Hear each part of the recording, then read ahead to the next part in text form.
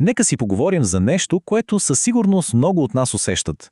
Как се променя връзката ни с четенето в днешния, меко казано, разсеян свят?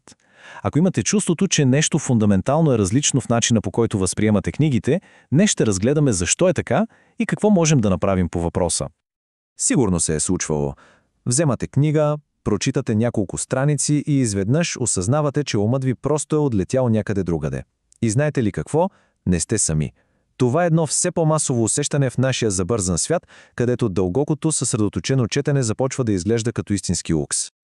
И тук е ключът. Не става въпрос за мързел или за липса на интерес. Работата е там, че самите ни мозъци са се адаптирали към една съвсем нова реалност. Така че вместо да се борим с вятърни мелници, може би е време да намерим нов подход. Подход, с който да запазим жива любовта си към литературата. Добре, хайде първо да разнищим проблема. Защо нещо, което преди е било напълно нормално преживяване, да се потопиш в огромен роман, сега изглежда като изкачване на Еверест? Отговорът се крие в нашия, така да се каже, фрагментиран ум. Факт е, че живеем в епоха на постоянни прекъсвания. Уведомления от социалните мрежи, имейли, новини, безкрайни задачи – всичко това е дресирало мозъците ни да прескачат от тема на тема, почти като пчеличка от цвят на цвят.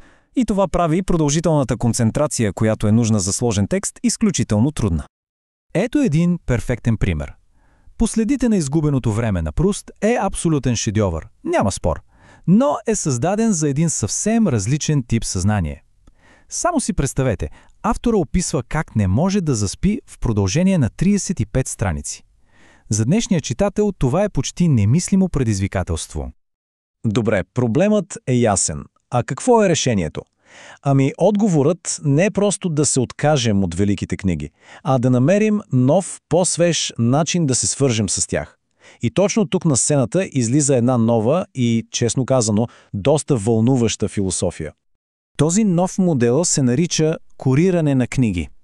Идеята тук не е просто да се даде едно сухо резюме, а да се създаде цялостно преживяване.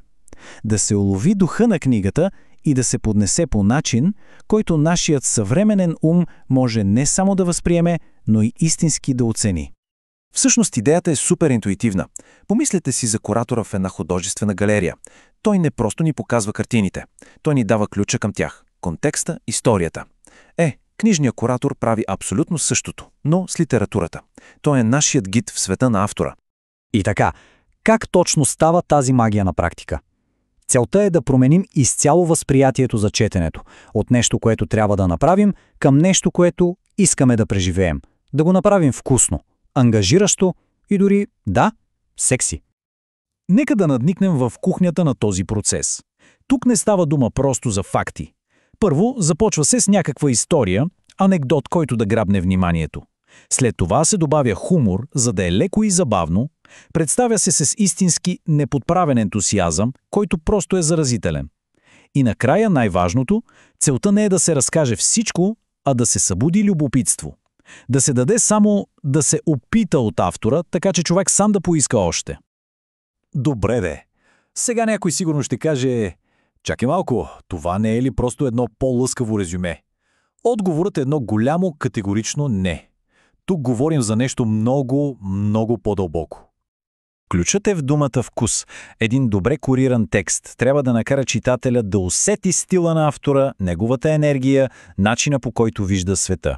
Идеята е да се потопиш в неговия свят, дори само за няколко минути. И накрая да си кажеш: вау, искам още от това. И вижте, подходите могат да бъдат най-различни и много креативни. Може да е класически анализ, който дава информация. Може да е нещо много по-смело. Текст, написан в стила на самия автор, който направо те потапя в гласа му.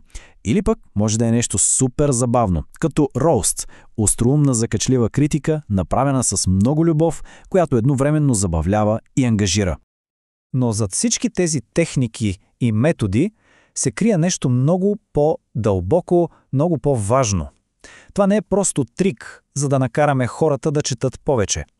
Зад всичко това стои една почти свещена цел. Защото в най-тъмните моменти от живота, когато всичко изглежда изгубено, литературата може да бъде спасителен пояс. Тя не е просто разсейване, не е бягство от реалността. Тя е инструмент за оцеляване и възстановяване.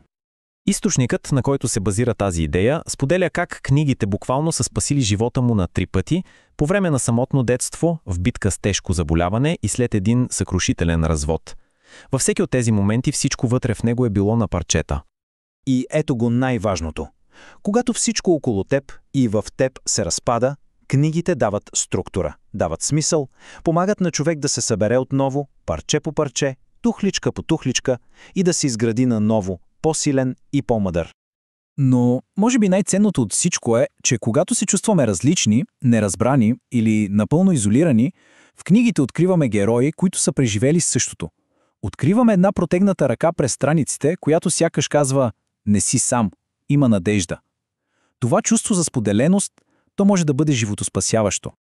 И така, стигаме до финалния въпрос, който остава отворен. Дали този нов подход е просто компромис с намаления ни капацитет за концентрация? Или е еволюция? Може би това е един интелигентен и красив начин да запазим връзката си с най-великите истории и идеи на човечеството, в един свят, който отчаяно се нуждае точно от тях.